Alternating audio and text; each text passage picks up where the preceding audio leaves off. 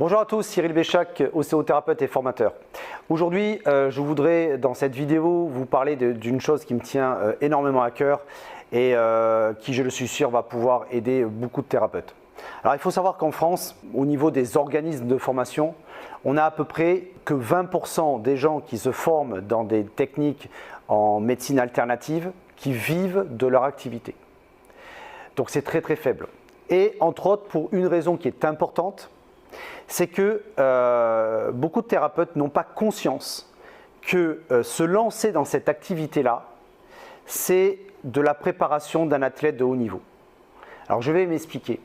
Souvent, moi les gens que je rencontre en formation, que l'on forme dans notre centre de formation, à l'ostéothérapie, à la méthode Dorn, à la méthode Knapp, ces personnes-là peuvent être des gens en reconversion, peuvent être des personnes qui ont déjà d'autres techniques qui viennent et qui ont fait de la naturopathie, de la sophro, de l'hypnose, du shiatsu.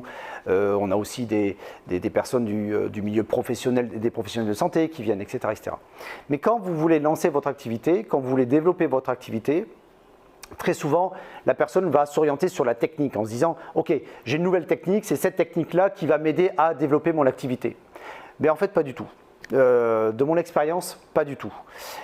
Oui, la technique, c'est important, mais s'il n'y avait que besoin de la technique pour développer une activité, ça se saurait. Il n'y aurait pas plus de 80% de gens aujourd'hui qui ne vivent pas d'une activité du bien-être.